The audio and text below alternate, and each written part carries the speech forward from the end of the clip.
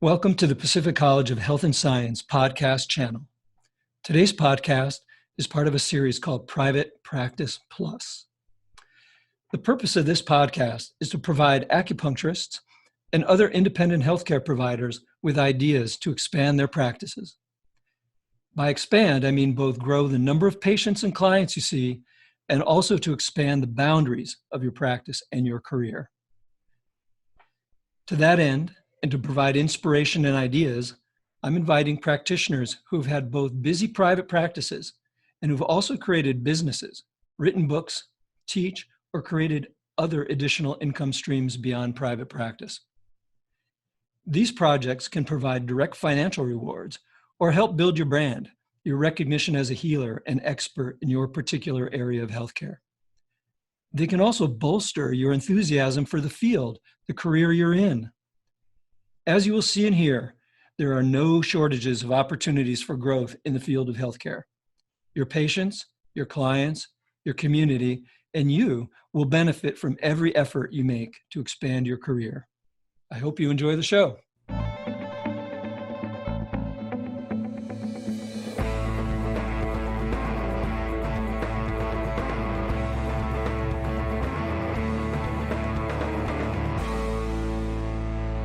My first guest in this series is longtime friend of Pacific College and Pacific Symposium, Jake Fratkin. Jake was at the first Pacific Symposium in 1989. I still remember him guiding the audience in a Qigong exercise tracing the meridians. Jake has trained in Korean and Japanese acupuncture since 1975 and Chinese herbal medicine since 1982, including 1 year of advanced training in Beijing. He's the author of Essential Chinese Formulas, Chinese Herbal Patent Medicines, and TCM Case Studies in Autoimmune Disease with Dr. Sheng Ping for People's Medical Publishing House. Jake has a wonderful, extensive e-learning course on Pacific's Center for Lifelong Learning on the integration of traditional Chinese medicine and functional medicine. And I encourage you to check it out.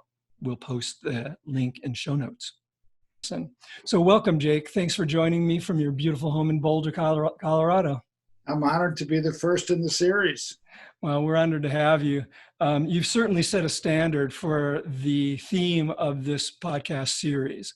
As both a successful private practitioner, seeing patients still, as well as having numerous other business ventures. And so I thought maybe you could start by telling us a little bit about just the balance that you keep between all those different activities. You know, maybe what proportion is still private practice, and then, you know, your authorship, your herbal line, your public speaking, all those things. Well, when I started, which was when you started, Jack, this was like we started in the late 70s, you know, early 80s, and there was three kinds of pioneers back then. And one of them went on to start schools. One of them went on to start herbal companies like John Scott. And others went on to just dedicate themselves to clinical practice. And if I was to put myself in any of those categories, it would be the clinical practitioner. And everything that I have done has come out of that. Everything is based on my clinical practice. So I see myself as a clinician first. I'm still a clinician. When I write my books, it was for other clinicians. When I taught classes, it was to help create clinicians. So that's always been my focus. It's always been my focus. Sometimes I wished, I wish I had started a school, or I wish I had started an herbal company. But I like what I do. I'm now 71 years old. I started practice charging money when I was 30. So I started training when I was 25. About age 30, I started charging money. So I've been in this 40 years now. And I've stopped teaching, about a year and a half ago. I stopped teaching. I stopped pretty much writing also. So now I consider myself to be semi-retired. I work 3 days a week. My clinic is in my home. My wife, Dominique, runs the clinic, runs all the businesses. And we see patients Monday, Wednesday, and Friday, which means I don't have to shave 2 days in a row. It's really nice to work a day and then the next day off. There we go. Personal goals for all the males in the audience. Really. So I think I have a really good life. I just have one treatment room. We had a kind of that picture of the fire. We had a regular clinic with 3 treatment rooms, and I had interns, and I was running around with my head cut off. And about 20 years ago, that clinic burned down. It was burned to the ground, and I moved into my wife's architectural offices in the house temporarily, and I have never left. Yeah. I have the best coffee in town. I have I have my dog. I have, I had my kids growing up, and so I really have the life of Riley, Yeah, that's a really nice model. Would you think that if you were doing that 20 years ago, would the one treatment room support your lifestyle? Would that pay the rent? Well, it did. It did, because 20 years ago, I was now reduced from 3 treatment rooms to 1 treatment room. Yeah. But I made a decision very long ago that I would specialize in internal medicine, that I would not specialize in physical medicine. And in physical medicine, I think you can have 2 rooms or 3 rooms and move around. But with what I do, a lot of it is herbal medicine. Yeah. And I do a special kind of acupuncture. The one room works really well for me. Now, for your grad students, I mean, I don't know if that's the best economic model. It's worked for me because 25% of my income is pharmacy. And pharmacy is based on doing herbal medicine and internal medicine. Right. So if you're just going to do acupuncture, I think it's much better to have 2 rooms and go back and forth. My son, who's now 30 years old, is also an acupuncturist.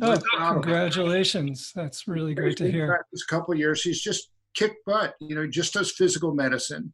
And he studied with Whit Reeves. I think he studied with Matt Callison. He studied a lot of systems, including Tui Na, and all he does is physical medicine. People come in and they get off the bed and they say, I am better. They just know immediately. Sure. He doesn't do any internal medicine. He's not interested in herbs, except topicals. And he's got a great, potential for a practice with how he does what he does. Is he in Boulder as well? No, he recently moved with his fiance, who's also an acupuncturist herbalist. They moved to upper state New York, where she is from. Oh, okay. But he was working with me for almost 2 years. 2 years. 2 years. Then musculoskeletal came in. I gave them all to him. Yeah. I just didn't even want to see it. It's interesting that you mentioned that. We were just at lunch today with my VP of Academic Affairs and academic dean, and with an old-time practitioner of ours, Dr. Min Fan, who we're recruiting back into Pacific College to do more herbal training. And my deans were commenting that they're observing a lot of acupuncturists who aren't using herbs. And that really, really surprised me. And it's very disappointing for 2 reasons. One, at a school like Pacific College, they spend a lot of time invested in learning that subject. The other is that they're dismissing an enormous part of Chinese medicine. And so I suggested that we reframe the whole conversation. Rather than saying you need to study herbs, it's, do you want to be able to treat internal disorders? Do you want to be able to treat infertility, dysmenorrhea, digestive complaints, the whole range of internal medicine that there is? And I think that would inspire more of the grads to remember the herbs that they studied.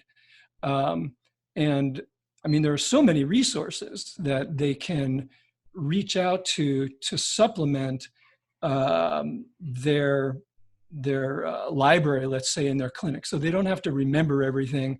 These days with databases and the texts like yours, you can really refresh your knowledge of herbal medicine and apply it in your patients. So again, I just was very surprised. But I take the contrary view. I've always been of the view that make interesting that all acupuncturists should not be forced to study herbal medicine. I'm not for forcing anybody to do anything they don't want, but the model in China, which is you do an acupuncture training 3 years, and then if you do herbal medicine, you do another 2 to 5 years. And even in this country, I think it's a shame that every state requires herbal medicine when people are not going to use them, don't know how to use them, don't want to use them. Yeah. It should not be required. But the fact is, it is required in most states. New York, it's not, by the way. You can just do acupuncture. Yeah. But the herbal medicine, I'm disappointed in the attention given to herbal medicine by clinicians after they leave school. Yeah, right. And that we definitely agree. It's very difficult to do well, is my belief. It's difficult to practice Chinese herbal medicine well. It requires more training, more experience. Study. Yeah, more study. Yeah, I think so. Interesting. Well, maybe some additional inspiration for those in our audience that are considering herbs is one thing that you mentioned, and that is 25% of your income comes from the sale of herbs. Did you mean to your patients, or in addition to that, your ancillary, just your patients? I'm talking about to my patients. Yeah. So income, but I work with also supplements, nutritional supplements. So it's not just herbs, but the lion's share is herbs. I mean, everybody lives with herbs, and sometimes supplements. Yeah. I wanted to follow up a little bit with that. I'd referenced your course on our Center for Lifelong Learning in Functional Medicine. Very interesting that you're able to integrate both the TCM and functional medicine. I mean, there's so much in common already. But to what extent are you doing lab tests and using sort of what we might call non-TCM formulas or supplements? Well, that's a good question. I mean, what happens with the supplements is the herbs is still the foundation. So what's unique about my functional medicine course is that we talk about the subjects of functional medicine and relevant lab testing, but then we focus on the Chinese herbal approach to treat those problems, because my belief, my clinical experience is Chinese herbs are much more powerful than nutritional medicines. They really are. And then naturopaths and DCs who are just using nutritional supplements their patients are spending a lot of money and they're not getting the results that they're promised. So they're taking like 10, 12 products a day, and it's really inefficient. Whereas if the herbal medicine is the foundation and then the supplements support that, it's much more efficient. So how about say, I think it might be interesting a real quick case study, just like, where the what kind of Chinese medicine formula and what kind of nutritional supplement has a synergistic effect. Okay, so I mean, a lot of people have loose stools. I mean, they're coming with diarrhea or loose stools, and they want to be treated for this. And there are certain Chinese herbal formulas that I keep coming back to over and over and over again. Wu Mei San, which was a Shannon Lung formula, and it's really old, is a great formula for diarrhea related to either parasites or dysbiosis. And then we add to that a patent medicine called Huanglian Su, which is a pharmaceutical extract of Coptic Huanglian, hard to get now, getting harder to get, although plum flower offers a version. It's really good for SIBO. You hear about small intestine bowel bacterial overgrowth, and it responds really well to Huanglian Su. So those are two Chinese medicines that we'll start with. Now, we can reinforce that with products from Zymogen or Thorn or Designs for Health. They all have products that'll deal with, intestinal upset due to microbes and so on. So that's how I integrate. I'll use the Chinese herbs to attack it from a Chinese Zang Fu basis, and then the naturopathic functional nutritional medicines that are evidence supported. I mean, think about Zymogen and Thorn and Designs for Health and all these other companies, is they're all going back to the evidence, and you can't, they'll come up with a very original thing. Who knew zinc was good for peptic ulcer, right? But they have a special zinc extract that is good for peptic ulcer, and so I will always integrate medicines like that. That's how I work the practice. We'll usually take functional nutritional products with Chinese herbal formulas. Rarely do I use herbs in isolation. So it'll be either a product from one of the companies like Golden Flower, Con, or Herbal Times, or so on. And I'll give a nutritional supplement based on some sort of evidence. Gotcha. How long have you had this approach? At least 30 years. Oh, no kidding. Yeah. Oh, I was lucky. When I started recent. practice, I ended up in New Mexico, Santa Fe, and I had two medical doctor and one chiropractor partners who were totally into functional medicine. Okay. So they were exposing me to these medicines. Yeah, well, that's quite early. And practice was very slow down there because everybody was broke. So we had a lot of time to cross-pollinate each other and talk to each other about what we would do for problems if they ever happened to come in the door, you know? Yeah. Well, let me pick up on that and ask you a little bit about your inspiration and role models. You know, you've been an inspiration for so many in our field now, the second and third generation of acupuncturists, but who came before you? Well, I was lucky. I mean, I started acupuncture training in an apprenticeship program with a Korean master who's still alive and still practicing, Dr. Neon Moon, who lives in Newport Beach, California. And this guy was like, dropped out of heaven for me. And I studied with him on and off for 7 years. And he had very much of a meridian balancing approach to acupuncture. It was not TCM. And he was a character. He was just a character. I would say, how come you never talk about wind damp? And how come you never talk about, exogenous colors? All that stuff he says, just because somebody wrote it down in a book doesn't mean it's valuable, And for him, everything was balance the acupuncture channels, channels, which is the acupuncture system I started in and stayed in, although it's certainly evolved since then. Right. My other teachers in acupuncture after Dr. Moon, I went to China, I learned herbs, or I practiced, learned hospital level herbs.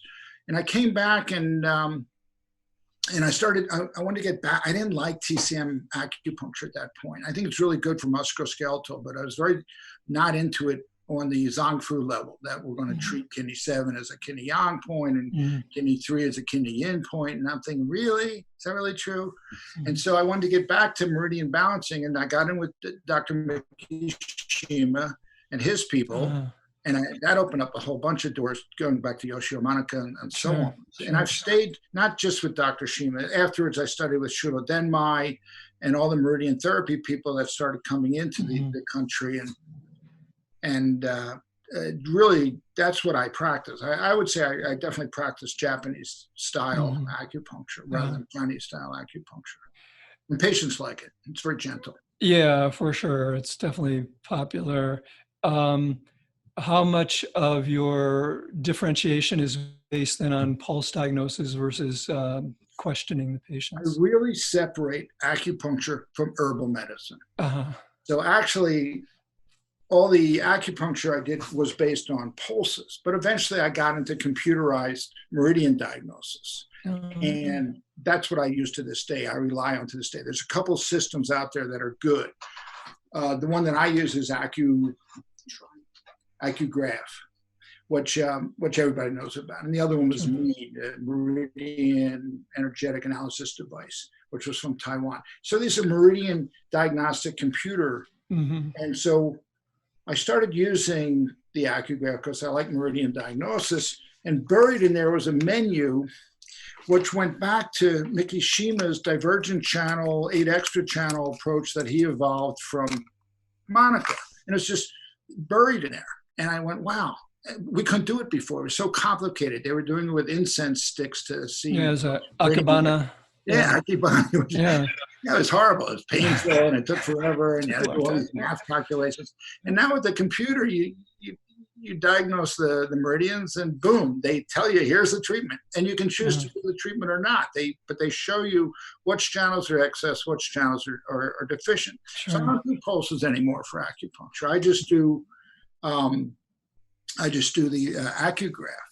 But Dr. Moon taught me the value of muscle testing. He would muscle test to find excesses and deficiencies on the channels. And that was Mikishima's forte as well, yeah. Yeah, well, he would do O-ring testing. So Dr. Moon was testing the muscle. Right. Mickey was doing O-ring, which tested the patient's O-ring, which I didn't like. So I just started O-ring testing myself. because I'm constant, I'm consistent. And then I got to a point where I never put a needle in the body unless the body told me it needed a needle in that place. So my fingers became diagnostic, not just by feeling, but by muscle testing. So I had a feedback system on acupuncture, which I still have. I rely on.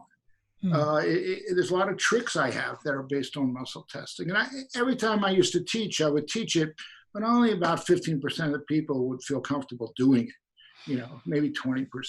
Yeah, it's another developed skill. Yeah. Right? Yeah. Just like pulses or whatever, it takes practice. It's just applicable to meridian work. It's not applicable to herbal work. Yeah. Really. I wish it was. It could be. Yeah. But so what are you doing for herbs in terms of differentiation? Well, for herbs, and here's where I'm really off on my own tangent here. There's a couple other people with me on this, but I use a machine from Germany, which is electrodermal testing. And I've been using that since 1988. I came back from China and I said, I got to find out which herbs might trigger people in a bad way. And I got exposed to people using electrodermal testing. And the machine I ended up using was called the Vega test, which they don't have them anymore. And they're very expensive in Germany. But I still use it on every patient. I use it for herbal testing. And I have to tell you that a lot of my knowledge about herbs comes from using that machine. If I see Wume-san shows up all the time for intestinal problems, it leads me to think Wume-san is really good for intestinal problems. So it's a lot of reverse teaching for me. I would love to invent a device that would be a cheap way of doing electrodermal testing, but this has been my holy cross I've been looking for, and I've not been able to find something cheap enough. Because if I did, I would certainly go back to teaching and just teach people how to do electrodermal testing to choose. So I keep medicines in a box, so it'll say antiviral, and I'll have like all my antivirals, and I'll just test to see which one is best for that patient. Or I have like just digestive. I'll have 3 or 4 buckets of digestive formulas and just see which one works for people, and then I'll devise my formulas based out of that. Was there ever any research done on the use of the machine in Germany or wherever? Not to my knowledge. Heiner Freuhoff, who works up at National up in Portland, he's German. He's a big user proponent. And he wrote an article defending the machine. Okay. And as far as research, he might know. Yeah. I thought when I studied it 30 years ago, man, everybody's going to have one of these things. But it's disappeared. I mean, even in Germany, it's disappeared. It's just nowhere. So I stand alone on this. It's the basis of my clinical practice, but I can't teach it because there's no cheap machines out there. Yeah. And I think one of the holy grails in our field is consistency, right? You see some practitioners that are getting such great results, others that aren't as great. And how do we quantify, how do we replicate what the best practitioners are doing so that it doesn't, while we think it may be reducing some of the art of what we do, if we can make everybody better practitioners, it seems like that would be a tremendous advance, whether it's quantifying, electrostimulation or the diagnosis methods that you're using. Anything that we could do to really quantify that and validate it would seem to be a step, right? That's a long way away. And I think that's all going to come from China. Interesting. Yeah. It's all going to come that the future of the validity of our profession is not going to be generated in the United States. It's going to come from China. And they're very interested. Xi Jinping, he loves Chinese medicine. He loves scientific research. And I'm sure they're really putting on the dog to try to rescue TCM over there. When I was in China, and I was there for almost a year in clinic, I was struck by how little doctors relied on pulses and tongue, that they really relied on their clinical experience and the clues that the patient presented, mostly in terms of their history. Yeah. So it wasn't really done in palpation. It wasn't really done in pulses. Tongue was rarely used. I mean, my belief today is tongue is helpful 15% of the time, and when it is helpful, it's great. But 85% of the time, it gives you nothing. And I saw that in China. They paid very little attention to it, but their clinical skill was the clues that the patient gave them. Sure. So there was a book I worked on. This was the TCM autoimmune I mentioned book. that with Chongqing Publishing house. Yeah. And this was a privilege for me to work on. Basically, there's a very famous doctor in Chengdu who does autoimmune, and he wrote case histories. And I just basically made his book, readable. Translate it. And it's the same thing. It was the same thing. It wasn't about pulses and tongue. It was about the information he got, and then his knowledge of herbs. Mm-hmm. But of course, with him, everything was tongue. Everything was soup. And he would adjust a formula. Well, I added 100 grams of aconite foods for a daily dose, If they want to add something, they just throw it in the pot, And I wrote him back, and, he would give formulas that were 400, 500 grams for a daily dose. And in his case studies, he would say, patient discontinued, cannot afford the therapy anymore. And this is in China, right? So I wrote him back and I said, look, we work mostly, what I work with is mixed powders, extract granules, and I'll get 100-gram bottle and I can just put in so much. I can't add 100 grams of foods to a 100-gram bottle. And I wrote him back and I said, no one's going to take those kind of doses here. And he said, well, you'll never get any results then. Interesting. Yeah. Well, speaking of herbs, you have your own herb line. And I noticed that you mentioned that they're stronger than other tinctures. Is that, what makes them strong? Is it more of the herb in each bottle, or is it a stronger extract? Yeah, well, I can tell you what's your source for the herbs? I'd like to hear more about them. The line started when the SARS epidemic happened. So 17 years ago, we now know that. Right. And so I was teaching about SARS and how the Chinese were treating it. And basically I realized that the Chinese were telling everybody via television and newspapers, take these herbs, take these formulas. And they had generated a couple of formulas that they didn't provide to people. They said, but they listed the ingredients and the percentages. And they said, here's a formula for prevention. Here's a formula for treatment. And so those were my first two products. And one came out it was called Clear Toxin. And the other one was called Immune Plus. And originally they were called Swine Season Immune Plus. And then it was called Swine Season Clear Toxin. And then the FDA sent out notices to everybody. You can't use the word flu. You can't use the word swine. You can't use the word pig, because you're taking advantage of a vulnerable society. So we changed the labels. But those were my first two formulas. And my formulas originally were things I commonly made. So when I lived in Santa Fe, I learned how to do herbal extracts from the Western herbalists that were living these were the guys doing it, and they taught me how to do it. And I ended up doing extracts. If you go to Whole Foods, a typical alcohol extract will have about 25 grams of herbs, and it'll have about 25% alcohol.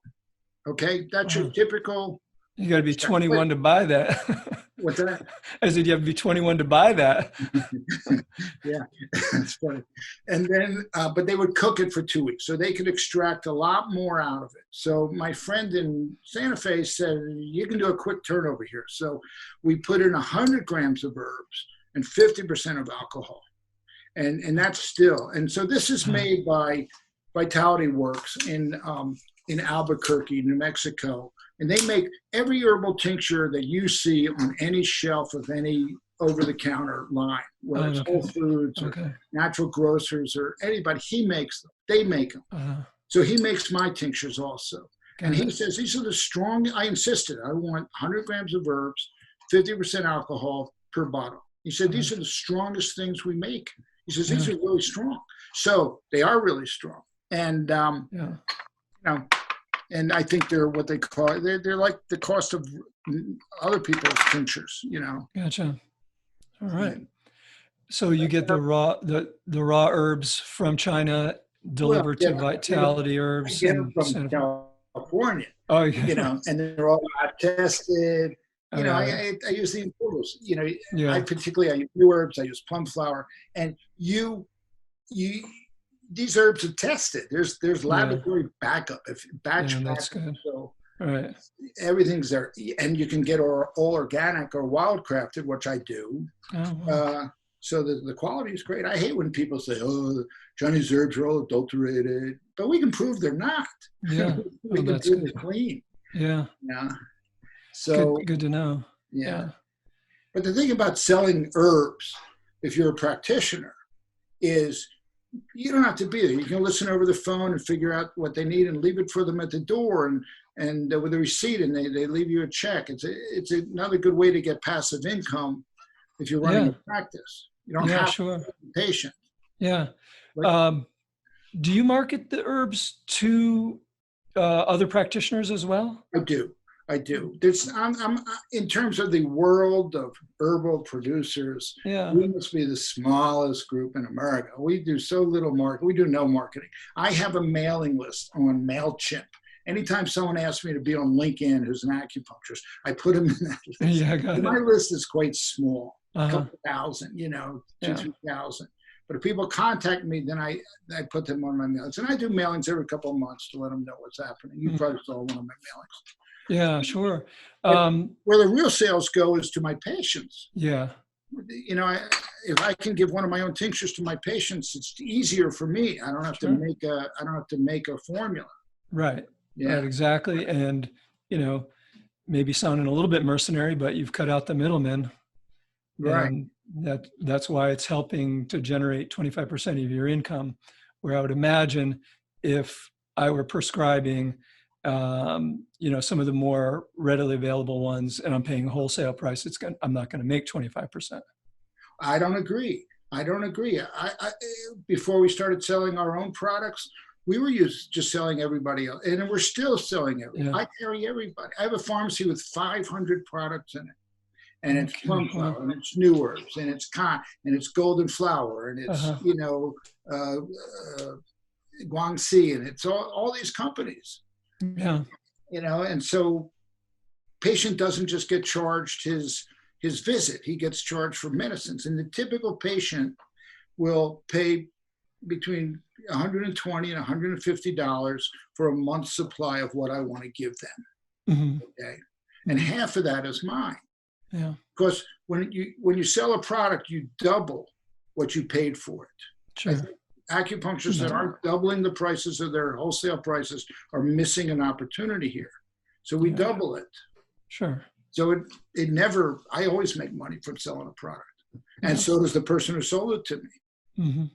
Yeah, good. Yeah. For someone today that wanted to create an herbal line, still feasible, do you think? I mean, there's a lot of competition. Of course, everybody, now if you put CBD in it, everything's got CBD in it. You don't have to put anything else in it either. Right? If CBD lives up to its hype, we won't need anything else but that. Right. Yeah, how come you don't have a CBD line yet? I don't use it. I don't go there. I don't know enough about it to use it medically. Yeah. So don't go there. Yeah. But personally, I don't go there. But many years ago, John Scott said, I want to start an herbal line. Mm-hmm. And he started Golden Flower. And I said, John, the last thing we need is another herbal line. I mean, right, 20 years ago. And now he's probably one of the biggest, most profitable of the Chinese herbal lines out there. Well, I'm really happy to hear that. He said to me recently, he says, and you were the guy who told me that we didn't need it. But for him, it was marketing. Yeah. And patient support. He was so good with education and support for his people that people are loyal to him. Yeah. Well, I mean, sharing this with the audience here, that John Scott has donated every year for the last many years a considerable amount of money to our students. So we're able to offer each of our campuses, a student every year, $1,000 scholarship from Golden Flower. So He does that at every school. yeah, it's amazing. Every school. And it's not just a self-product. He really believes in the profession because he's a practitioner first. Yep. He's a practitioner first. And he'll love me saying this. A great guitar player too. Yeah. So I don't know if you remember this, but many years ago, you suggested that providing herbal formulas to racehorses was a great business idea because they need the same herbs. They just need a lot more of them. I just got to ask, did anything ever come of that idea? Well, there was 3 of us involved in that. And one Chinese guy, one Chinese TCM or me, and one nutritional guy. And we made all these products, right? And Thor decided they were going to buy everything and sell it.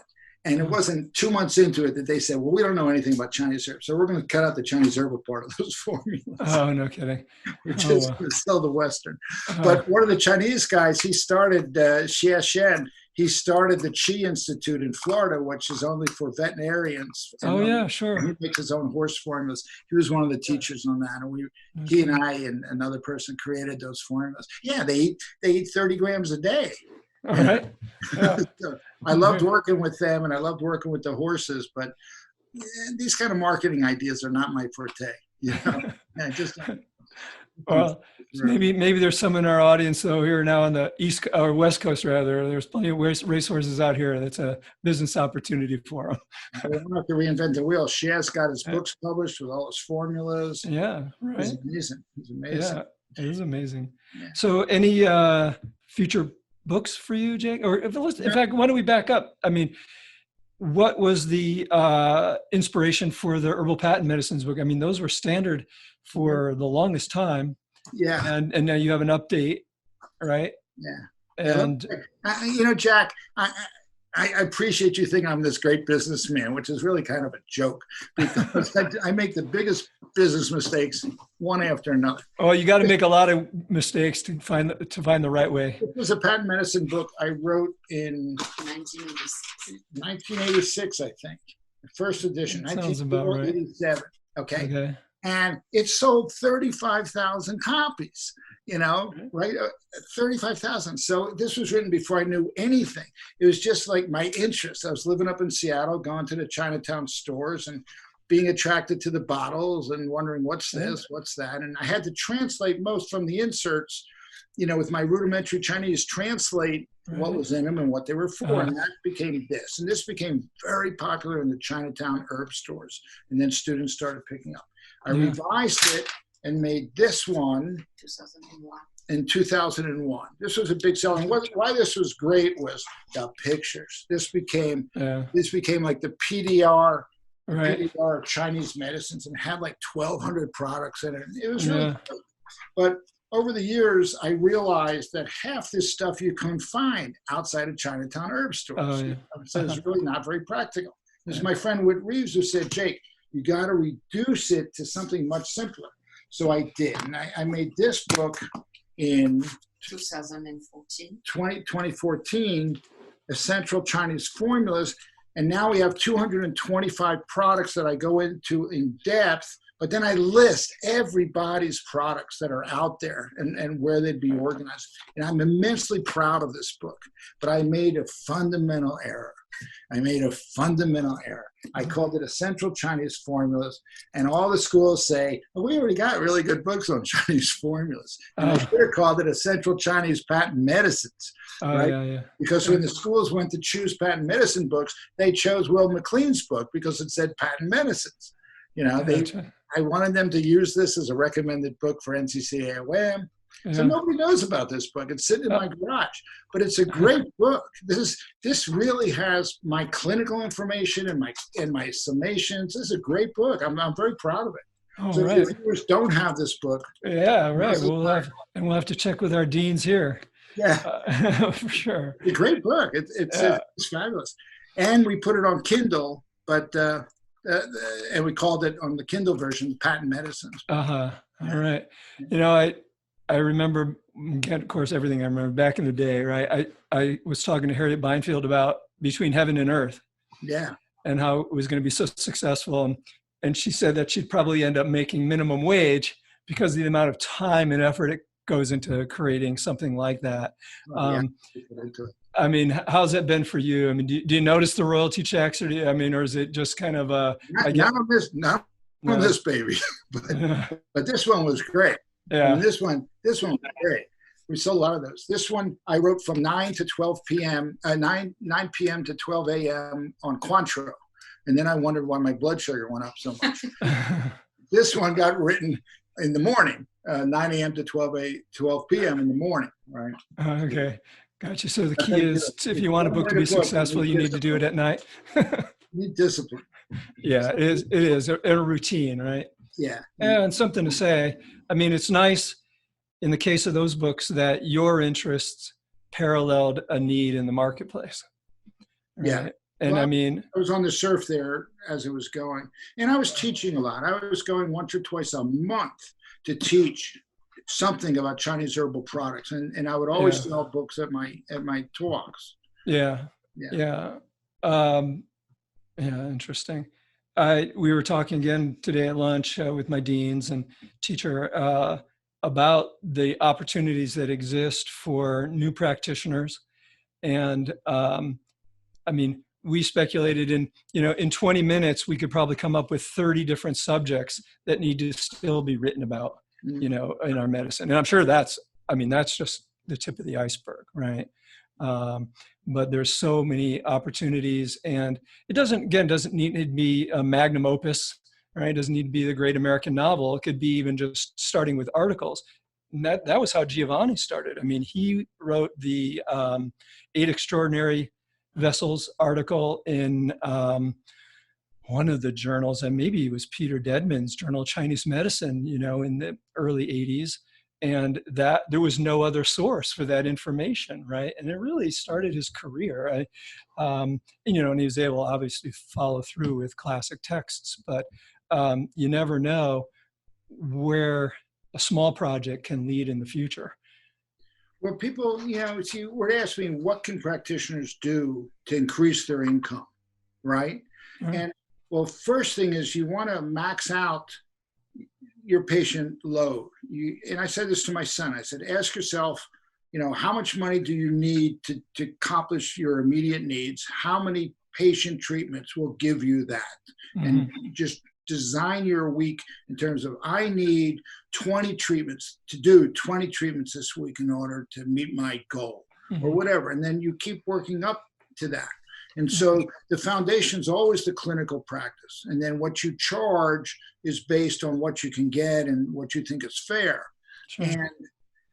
And that's always your foundation, is your clinical practice. Then how do you build your clinical practice? Well, you give talks. You go and give talks or demonstrations. You go to gyms, you go to libraries. Yeah.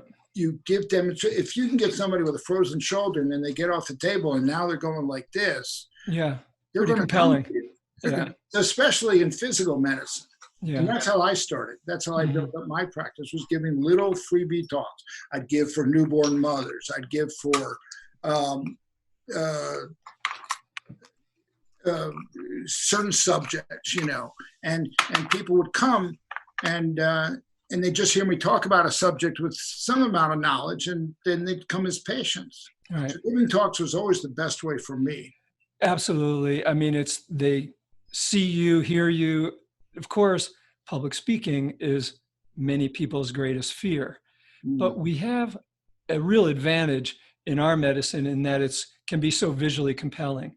And so you said demonstrations. An alternative is, the old slideshow. Now it's PowerPoint, right? But take pictures of acupuncture points, patients, herbs, moxa, cupping. It's all interesting, right? People love it. So you go into a room and say, I'm going to present a show on acupuncture, and will somebody just get the lights, right? And then you do the show. It's not so intimidating at that point, right? There's only 4 people in the audience. One of them will come. Totally. One of them will come. Yeah. It's worth it. you know. Right. Yeah, for sure. And then when you're done with your slideshow, turn on the lights and then you just answer questions. That's easy to do. Nobody expects that to be, the State of the Union and totally slick. It's just, you and me talking, right? Yeah. So the public speaking doesn't have to be as a fear-inspiring as many practitioners might think it is. Yeah. There's associations for every disease known to man. And you can find indexes of these. And I think the practitioners that are out there now, you may not even have to go to the city where that particular association is holding its meetings. Now you can have this kind of environment, right, where they just beam you in. This is the future. Right. So it's, yeah, you definitely, I think you hit it on the head though. To build your practice, you have to get out there. But to the best of my knowledge, there hasn't been a pill invented that cures all the stuff that acupuncture and Chinese herbs can help. So there's still tremendous opportunity. And like what you've done, there's also these other streams, right? So one of the things we suggest is start to have some level of specialization, right? So if you've got an affinity for some aspect of our medicine, whether it's a technique, whether it's a patient population, just start to learn a little bit more about that. Next thing you know, I'll be calling you to say, hey, can you speak at Pacific Symposium, right? Now you have another income stream. Next thing you know, all the schools are calling you to do their CEU events. You write an article for Acupuncture Today, whatever it is, right? You just do that little bit extra, sets you apart and starts those additional streams. I mean, you mentioned specialization, and there's some areas that right away acupuncturists can start finding patients. And one, of course, is in vitro fertilization. The in vitro fertilization is all out of pocket. Insurance doesn't cover it. So the doctors doing that want to increase their success rate. And the best way, of course, is acupuncture and herbs. But even if you just do acupuncture, you can work in these clinics. You can reach out to these doctors and get work through these people. Another underserved community in our world are kids. Naturopaths have taken up all the kids. TCMers are scared to work with kids, which is crazy because they respond really fast. Sure. They heal really easily. Totally. They're a great testament to what we do. Like I said, their chi is volatile. People should not be scared. Yeah. Another one that I'm always disappointed in that is geriatrics. Yeah. I mean, as I approach that demographic, we start to have different kinds of problems. I'm a user. Right. I'm a user now. And yet it would seem like the most logical specialization, but I don't see that being that popular. My friend Whit Reeves said, I used to be terrified of treating old people, really old, above 80. And I used to be terrified of treating them because I was so afraid I might ruin it or that I might hurt them. And he said, then I found out if I just do the gentlest work around the supraspinatus muscles, they come off and they feel so good. Right. It's just doing the most gentle work along the spine. They love it. It doesn't take much to help people. Right. That's a good point. And we have so much to offer. I wanted to be able to kind of keep this in a short format, respect your time. So I really, really appreciate you being willing to take time out of your day, introduce me. It's nice seeing Dominique and your new family member, your new dog. There you go. Is Dominique going to start translating some of the French classics, Vanier and Soulier de Morin? We have them in the house. Yeah, that's another thing that the profession could use. Well, we don't know anything about. I mean, I do, but most people don't know anything about the French influence. Right. Yeah, it would be a value to our profession. I met Dominique because I was sponsored by Yves Requenat to teach Qigong in France. And And does Yves still have his institute there in Aix-en-Provence? Yeah, he does. He does.